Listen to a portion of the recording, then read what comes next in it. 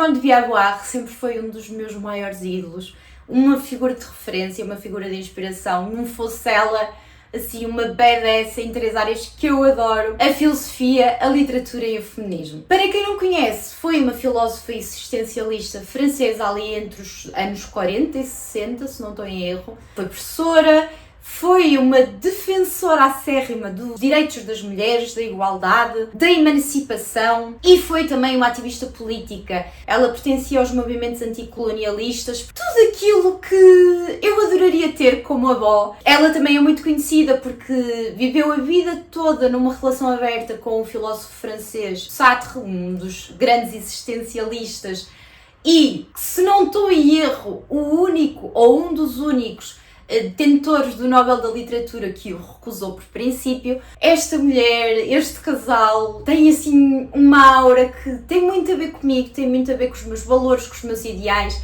e então vou-vos falar um bocadinho sobre 3 livros dela diferentes que me marcaram muito. O primeiro livro dela eu li-o para aí com 17, 18 anos. Foi uma edição muito antiga que eu encontrei lá da minha mãe, perdida pela casa. Foi um livro lançado em 1945. É um livro que tem um protagonista que se envolve no período da Segunda Guerra Mundial com a resistência francesa, e é basicamente daquilo que eu me lembro, porque eu já li há muito tempo. O protagonista tem muito uma luta interior sobre aquilo que são os seus princípios, porque ele tem basicamente que decidir lutar por aquilo em que acredita, ainda que coloque em risco a sua segurança, a sua família, a sua própria vida. Foi um livro que me marcou particularmente por ser e ter este caráter tão existencialista, mas também até abriu-me um bocadinho a perspectiva de em que é aquilo que eu acredito. Eu estaria disposta a dar a minha vida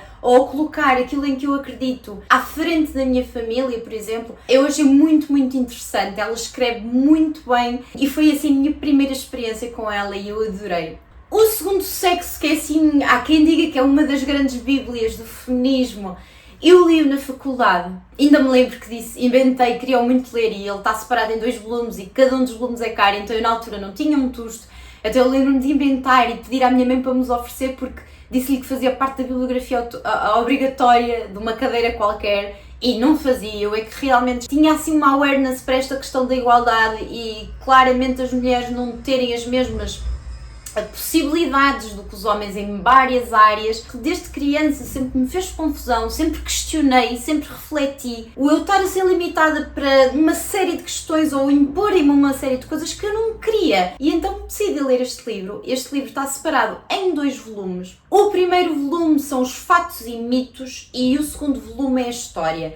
Enquanto no primeiro volume é muito, mas mesmo muito técnico, inclusive eu já o li também há mais de 10 anos, mas eu lembro-me de ver medições ao cérebro, portanto foi mesmo aqui uma análise à parte biológica, principalmente à quantidade infinita de crenças associadas à mulher que simplesmente são isso mesmo, são mitos. Associarem a mulher à maldade, o associarem o envelhecer da mulher a uma coisa quase diabólica, o associarem a mulher a serpentes, que é uma coisa do mal, a Eva, que foi assim a origem do pecado, ser feminina. Há aqui uma análise sobre como as mulheres historicamente foram mencionadas em relação aos homens como inferiores e como essas percepções sociais acabam por moldar a mulher, infelizmente, até aos dias de hoje. Há uma frase em particular que é: não se nasce mulher, torna-se, que eu às vezes vejo emprego em frases de Instagram e fico maluca porque é usada no sentido que não tem nada a ver com o sentido que a Simone lhe deu, porque isto é um sentido pejorativo, não é uma coisa do tipo porque eu agora sou uma mulher. Não, é quando nós nascemos nós podemos ser tudo, mas quando nos identificaram como mulher, tornaram-nos uma coisa que nós não temos que ser. Nenhuma mulher nasce limitada. A sociedade é que nos torna mulheres, a sociedade é que nos corta as asas, e é basicamente isto que ela quis passar no livro. O segundo volume do livro fala exatamente da história da opressão feminina ao longo dos tempos até à época em que ela lançou o livro. As mulheres já têm muitos mais direitos, votamos, viajamos quando quisermos, vivemos sozinhas, tomamos as rédeas da nossa própria vida. Atenção que não é assim em todo lado, mas mesmo em Portugal que supostamente é uma democracia em que a mulher tem, através da Constituição, exatamente os mesmos direitos do que o homem. Claramente não é isso que acontece. As mulheres continuam sobrecarregadas, a responsabilidade familiar, a responsabilidade emocional, é tudo encarregue das mulheres. As coisas estão a mudar, felizmente. Acho que a minha geração está a ser a primeira geração em que os homens estão a tornar-se cada vez mais proativos e conscientes desta desigualdade e estão realmente a mexer-se para mudar as coisas. Estou a ver realmente as coisas a mudar, mas há muita injustiça, há muita desigualdade. Felizmente as coisas ainda não estão no lugar que deviam. As Memórias de uma Menina Bem Comportada foi o livro que eu li no ano passado.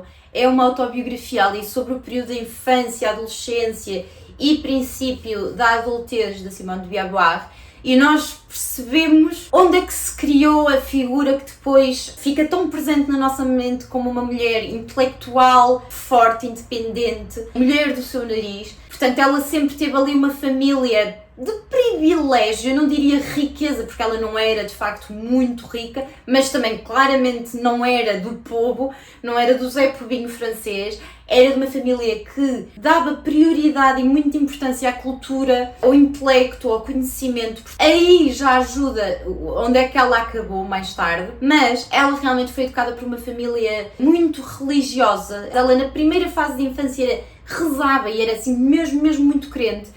E depois ali no início da puberdade ela começa a refletir sobre várias questões e começa a formar uma opinião sobre ela mesma e sobre o mundo muito única. Eu identifiquei-me muito com as observações que ela foi fazendo ao longo do desenvolvimento enquanto pessoa. O desejo de ter um percurso académico, o desejo de liberdade, o desejo de independência, o desejo de controlar a própria vida sem ter pessoas à volta que tomassem essas decisões por ela, espetacular, principalmente se pensarmos que isto foi ali numa altura de...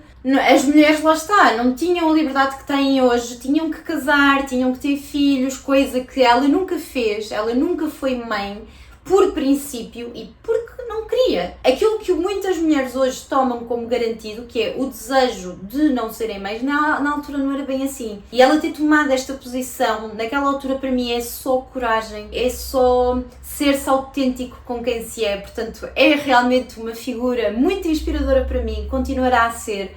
Vou continuar a querer ler mais coisas dela. Nós aqui também conhecemos muito daquilo que são os amigos dela, a família dela. No final do livro conhecemos o Sartre, como é que eles se conhecem. É muito interessante. Para quem, como eu, se identifica tanto com a Simone de Beauvoir e vê nela uma espécie de irmã mais velha, leiam, porque vale muito a pena. Espero que tenham gostado do vídeo. Não se deixem nunca de inspirarem por outras mulheres que desbravaram o mato para que nós agora possamos andar. Se já leram alguma coisa da Simone, digam-me aqui em baixo o que é que acharam, se gostaram, se não gostaram e porquê. Beijinhos e até para a semana.